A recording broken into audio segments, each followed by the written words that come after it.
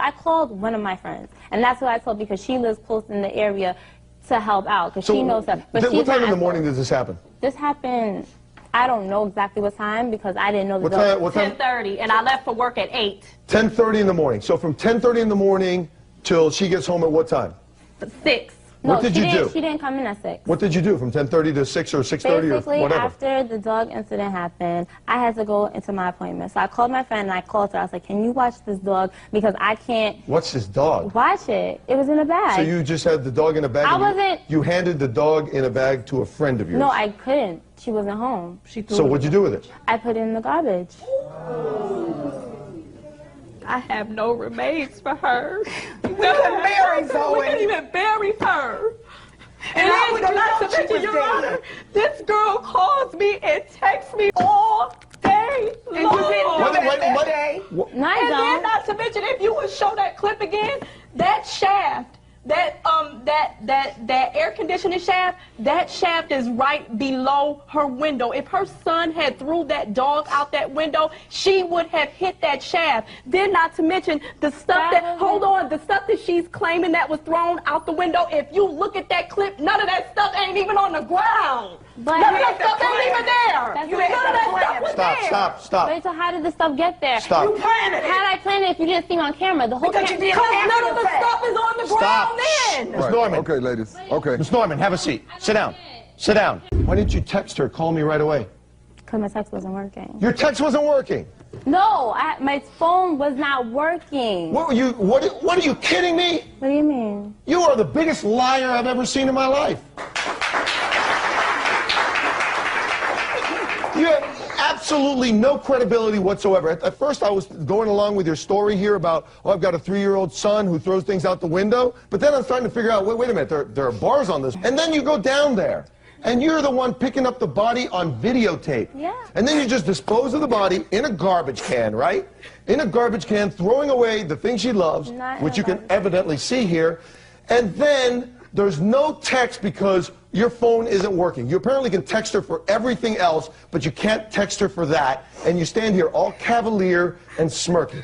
I'm not, no, it's not. Tell me exactly, what exactly is your counterclaim for? Because you have a claim for $4,600. Let me just remind yourself, remember at the beginning of this case, way before we ever met and became friends like we are now. Do you remember Victor telling you to raise your right hand, swear to tell the truth, the whole truth, nothing but the truth? You know what the purpose of the oath is? I sure do. What? It's just that if you perjure yourself on perjure yourself, yeah. Right? So you know what perjury is, right? Yeah. And you know perjury in most states is a felony. I think in all states actually. Okay. So let's just be very clear here, before this gets too far afield, because I'm getting bad vibes. Okay. Could I just say this one thing? If I was driving the car, when the police came to take her statement separately by herself, take her statement separate by herself, I was sitting there with the tow truck driver. Why didn't she tell the police I was driving? I guess we're going to find out, but I just want to make sure that you consider, both of you, very seriously potential consequences if you're lying to me, because I'm just not getting a really good feeling about the way the story's going. Okay? Okay. So she comes to you and she says, don't say it was him, say it was me driving. If that's the truth, what did you do after that? The whole time I was sitting there thinking, I was confused. It's like, okay, I got to call my mom. I just wrecked her car. And so the whole time she's sitting there yelling at me, I was like, should I say she's the driver so she could be quiet so she could get off of me and everything? So I was like, so I called my mom. And I was like, Mom, okay, I just got in a car accident. And she was like, you just got in a car accident. Are you okay? Are you okay? And I was like, yeah, I'm okay and everything. I was like, I'm okay. I was like, but this female's trying to have me say that she's the driver instead of the actual driver. And she's like, okay, let me talk to her. And so my mom got on the phone with her. You spoke to her? Yes, I did. Yes, Did you speak to her, Mom? No? Tell me about the conversation you had with her, according to you. She said, you have to tell your daughter say that I was the driver. Philip cannot go to jail. You cannot say Philip was the driver. So I said, you take full responsibility for this. I will say you was the driver. Okay, because I just Really? Really? Wait a minute. Teaching your daughter to lie to the police. Being a former cop, how do you think that's going to sit with me? No, that's not, well, okay. You were advising your daughter to go ahead and do something that was illegal. At that time, yes. You knew it. At So that now there's a time. police report. At that time, which was on a Saturday. Okay. So now there's a police report that she's waving around that shows her as the driver of the car. Yes. Oh. And this bed that you made, you expect me to get you out of? Well, if we could finish, then we'll. This was on a Saturday. Go on. I can't wait to hear what's coming next. Hold on, Ms. Johnson. I wouldn't talk too much right now where this is going. On Sunday, she was in the emergency room. Okay, because of this accident. Monday morning, What were your injuries? Deep bruising to my left shoulder and swelling in my lower back. You okay? Yes. Okay. I have flaring up every now and then. Okay, so what happens after? Okay, then on Monday, we both went to the substation to do a supplement to the police report. Why? What motivated you to do that? Because we had time to, like, wow. We have got to go tell the police or let them know exactly what happened. Did you ever have any discussion with him at the scene when he showed up? No, I didn't. My passenger did, Gavin Baker. You listed Mr. Baker as a witness. Let's bring him in. Call him Mr. Baker. Just go stand right over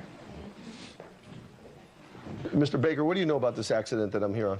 First of all, I want to say, that is basically you're lying in court, because I'm lying in court. what I really want to say, no. On paper Can I talk, please? Can I talk, please? It's my turn to talk. Thank you very much. You've been in here the whole time. Go ahead. Tell me. Thank you. Talk to me. Look, she came. I saw as soon as we got hit, I saw her pull around him, and I saw him in the car. You saw her in a different car? In a different car, and she pulled up and she parked a little bit of ways ahead, and she came back. Mind you, we're talking to him. He's like, man, this is not. He's talking to me like this has not been a good year for me at all. And, you know, me and him, we were chatting. It wasn't nothing wrong. He was giving up his information. She was giving her information. It was cool. Then Candy comes up and she's like intimidating us. And then finally, like, she was trying to intimidate Monique. How was she intimidating you? She kept yelling at Monique and kept yelling at her. And I was like, so you want us to say that you were the driver, even though, so you want to say you're the driver, but us be at fault, instead of you being at fault and you being the driver. And I'm sitting there like, okay, what exactly you want us to do here? And so after that, police come up there. I don't know what Candy told him, but Philip went back, and he sat in the car somewhere. And he left, and he was like gone while the police was sitting there. It's almost like he hid somewhere. Who got the ticket? Monique got the ticket. Because they never talked to Philip. They never seen Philip. You sent me some pictures. Yes. Let me put those up. Walk me through what I'm looking at here. That is where Mr. Morgan hit me. And you can see where, like, his car, like, dented from the angle. Okay, next picture. That's my car inside the garage after the scene. And if you could see from how I tried to dissect the accident, the car was driven into the corner. It's kind of funny that you're the one telling me how obvious it is how the accident happened when you weren't even at the scene. I was telling you where the car was. I got it. What I'm looking at here is crush damage on the side here. This piece of the bumper is still intact. So it looks like a collision that was more in this direction than in this direction. Let me see the next picture. Beautiful Mercedes wrecked by a Hyundai. Okay. Anything else? I taped her conversation with my mom. You taped her conversation with your Yes. mom? You will hear my voice on there, by the way, Your Honor. Let's hear it. I like to hear She it. did not know I was taping her. Quiet. Play the conversation. I can't take fault for it. So if your insurance company is not going to let me take fault when they come here, they're going to come here, they're going to look at where the accident was and how it happened, and they're going to say no matter what you or I say that you were at fault. So you're going to let a guy that has 4 kids go to jail. So you want us to say that we were at fault, but No, you guys were at fault. No, you guys were at fault. All I'm asking you to do is not let him go to jail. He has 4 kids. That's all I'm asking. You want to explain that to me? That's not me. That's not you. Really? Okay, even if it was me, which I'm still saying it's not me, who was at fault? She has 3 different statements Let me see here. that. First, Victor, bring that up here. she has a bunch of different statements right here. Look. Audio. Here, look. These statements here? Yeah, That's it? that's it. This is your evidence? That's it.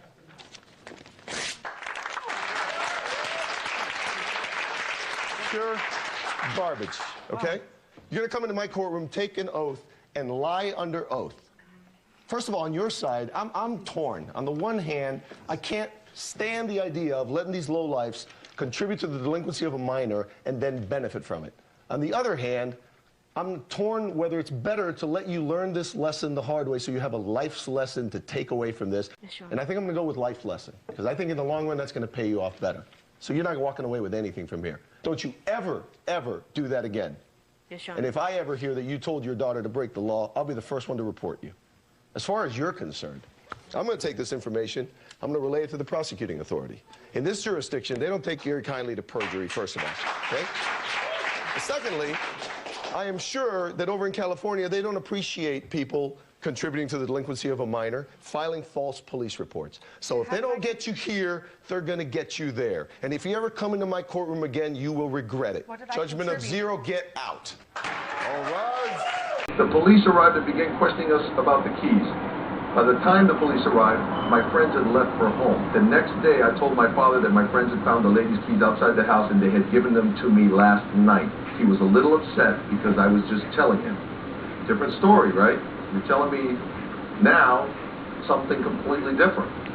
I didn't tell the police because I was scared they were going to lock us up. All true?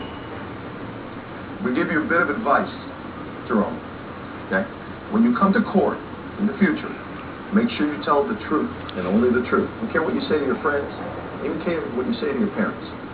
But when you come to court, you have to tell the truth or you can be charged. I don't want to see that happen to you, okay? Mr. Brown, tell me, how do you feel about what your son is telling me?